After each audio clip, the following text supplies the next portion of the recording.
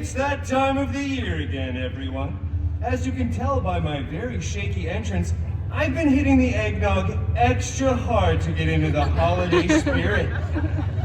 Who's ready for yet another holiday-themed tale full of Yuletide cheer? Yeah! Today's story is one of my personal favorites. It's a classic holiday tale of good and evil, filled with greed, a nice four-poster bed, and a bunch of gravestones, and hideous mutants, and spooky ghosts. Kind of a dark story for a Christmas tale now that I think of it. You know what, we're already out here, and this is the story they're paying me to do on the schedule, so let's get on with it, shall we? All right, for today's story, we travel back in time to jolly old England for a dignified holiday tale written by Sir Mr. Charles Xavier Dickens and brought to you by Disney Plus. Yeah, that's right. Disney Plus is paid to keep little old Storytime around for the holidays. Finally, a streaming service that understands quality content. Disney Plus. All right. Well, now that the pandering segment of the show is over, let's get to the actual story, shall we? All right. I'm very excited for this, by the way. It's not often I get to do something as jolly and uplifting and hopeful as a Christmas tale. Oh, this is so exciting. It's going to be so joyous and positive. All right. Page 1. Marley was dead. Wow, that is a very dark start to a holiday story. You know, I don't think Disney Plus actually signed up for all of that. Maybe we should just skip ahead to the less morbid parts, huh? All right. Oh, here's a very nice uplifting sentence. The meanest old curmudgeon in all of London town was a vile, ugly, hideous, hairy, miserly, prickly old brute by the name Logan Scrooge. Oh, old Scrooge really did not like the holidays and always went around saying, bah humbug, bub. Oh, he did have a very handsome, extremely charming, and quite witty and funny, although a bit of an acquired taste, admittedly, employee by the name Wade Cratchit Poole. Yeah, poor old Wade just wanted to enjoy the holiday season and spent a literal single day off in his entire career. But old Scrooge was always like, get back to work, Bob, and count me money. He was really not a nice person. And did I mention he was miserly? What, you got another story? Look, everyone, it's the hideous Logan Scrooge. Oh, stop. Yeah, she's got the right idea with the thumbs down. He's the villain of this story. Boo him. Whoa. Boo. Whoa. All right, hey, I get it. You're doing a Christmas game. Hush your beautiful lips, Wolvie. We're not actually allowed to say the name of the story. We don't have the rights to it yet. That makes no sense. Yeah, none of this really does. I think the writing on this whole shtick is honestly run its course at this point.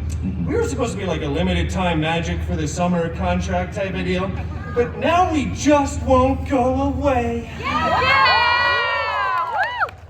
Just like those weird themed popcorn buckets with the enormous gaping mouths. Well, anyway, the good news, Logie Bear, is that you are the shining, shimmering star atop of this story's Christmas tree. AKA, you have way more lines in this one. Here, have a seat. I don't think so. Oh, come on. Can't you show a little bit of Christmas cheer? Don't we all want Wolvie to join us for a special holiday treat? Fine. Give me this. Wow, he's already halfway into character, aren't you little grump? Just stop. Here, you can wear the hat. Absolutely not. You sure? Yes. All right. You know what? I don't think it really would have fit over your pointy little elf ears anyway. Let's just get to the story. Come on. All right, that's the spirit. Here, let me just give you the Spark Notes version, okay? Scroogey is told by his dead partner that he'll be visited by 3 ghosts who will help him restore his faith in the holiday season. Okay, I'm aware of the story, all right? One ghost tells Scrooge he needs to learn to accept the past. Yellow one tells Oh, easy there, my chum. We got a few minutes to fill here, right? We kind of have a minimum time requirement for these shows. Sure, the first ghost shows Scroogey his sad past, his sad origins, if you will. And then the ghost of Christmas Present shows up, and it's just this giant, child-minded figure, way larger than a normal man should be, with a body made completely out of metal and a very obnoxious Russian accent. He said, "Loganizar Scrooge." It's a horrible Colossus impression. Gaze upon the Cratchit Pool family and see your shame. Just looking at all that shame out there. I see the shame. He shows Logie a picture of the beautiful Cratchit Pool family living in a small but humble studio apartment, likely off of Pico and Crenshaw. There lived Blind Owl, Dog Pool, and little tiny Peter Pool, who was obviously sickeningly ill and leaning on his small crutch. They were barely getting by on the meager salary that Wade's boss was giving him. Bah humbug. That was not at all the right time to say that line, all right? You were like 3 pages late. We're already halfway into your character arc. All right, I'm getting bored, okay? Let's just keep this going. No, wait. You must look upon this poor, sad family and finally feel a true emotion. A single salty tear trickles down your chiseled jawline into your mutton chops. Stop. This is a holiday tale. Yeah, this is kind of a dark story, isn't it? Just wait till we get to the cemetery scene. All right, let's just make this simpler, all right? Ebenezer, A Loganezer. Scrooge, is visited by 3 ghosts. They each teach him he needs to find the good in others and to keep the season in his heart all year round. Tiny Peter Pool. Tiny Peter Pool does not die. Scrooge pays to get him healed up and they become pals. Loganezer is then true to his word and is a better man. Well, I guess basically this story reminds us to be kinder to our fellow man and to keep the season in our heart all year round and to think of those less fortunate and overall be less of a jerk. No.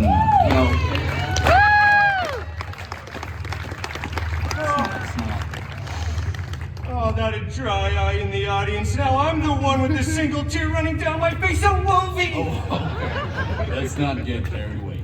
Come on. You see, children, the spirit of the season can live deep inside of all of us.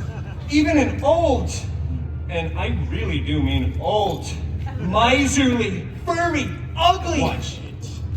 Even old Logie Bear can have a soft spot. All right. Oh, this is my favorite part of the story. What? And then, tiny little Peter Pool, with his newly refurbished legs, waddles over to chiseled old Scroogey McDuck, grips him by his, very muscular inner thigh muscles, and exclaims, "God of thunder bless us! Everyone, Logie Bear!" And they all lived happily ever after.